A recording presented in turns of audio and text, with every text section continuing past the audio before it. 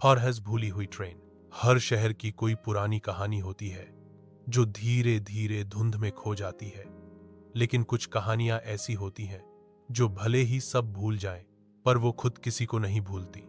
ऐसी ही एक कहानी थी भूली हुई ट्रेन की, जो हर 10 साल में एक बार आधी रात के बाद वीराना स्टेशन से गुजरती थी, बिना ड्राइवर के, बिना सीटी के और बिना किसी गंतव्य के। कोई नहीं जानता था वो कहां जाती है या कहां से आती है।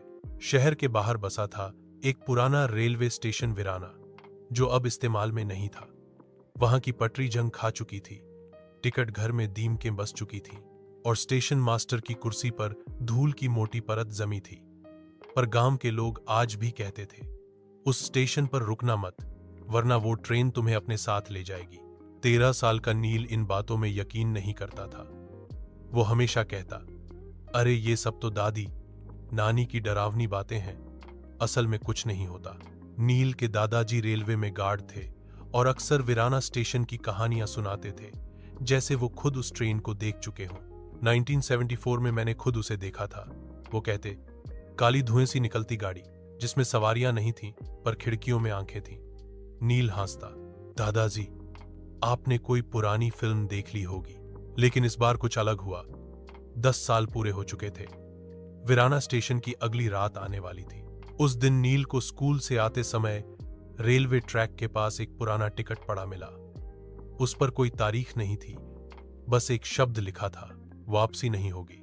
उस रात नील को अजीब सपना आया। वह खुद ट्रेन में बैठा था और खिड़की के बाहर सिर्फ धुंध और अंधेरा था। एक बूढ़ा आदमी टिकट चेक करने आया और पूछा, तुम किस डर से भाग रहे हो नील? नील चौंक कर उठा, पसीने पसीने था।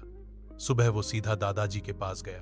दादाजी, क्या अगर मैं उस ट्रेन को देख लूं, तो क्या मैं सच्चाई जान सकता हूं? दादाजी ने एकदम गंभीर होकर कहा, जान तो जाओगे, लेकिन शायद वापस ना आ सको। नील ने ठान लिया वो ट्रेन की सच्चाई खुद देखेगा। अगली रात 12:30 बजे वो चुपचाप घर से निकला। उसने अपनी जेब में वही अजीब टिकट रखा, साथ में एक पॉकेट टॉर्च, पानी की बोतल और दादी का दिया लाल धागा, जो उन्होंने बुरी नजर से बचाने के लिए बांधा था। वीराना स्टेशन तक पहुंचते पहुंचते हवा थम चुकी थी। पेड़ भी सन्न थे, जैसे उन्हें किसी आने वाली चीज का इंतजार हो। 12:45 बजे रेलवे ट्रैक पर हल्का कंपन हुआ। नील ने टॉर्च जलाई। दूर से एक काली धुंध में डूबी ट्रेन आती दिखी। कोई सीटी नहीं, कोई आवाज नहीं, सिर्फ धड़कने। गाड़ी धीरे से रुकी। दरवाजा अपने आप खुल गया। नील जानता था ये मौका फिर नहीं आएगा। वो चढ़ गया। अंदर घना अंधेरा था। खिड़कियों के बाहर कुछ भी नहीं, सिर्फ घुमावदार छायाएं, जैसे परछाइयां उसके साथ दौड़ रही हों। सीटें टूटी हुई थीं, पर हर सीट पर कोई बैठा था। लेकिन वे सब शरीर नहीं, सिर्फ आकृतियां थीं, जैसे धुआं, जैसे यादें। एक कोने में एक छोटी लड़की बैठी थी, जिसकी गोद में एक टेडी बियर था। उसने नील से पूछा, तुम भी किसी को ढूंढने आए हो?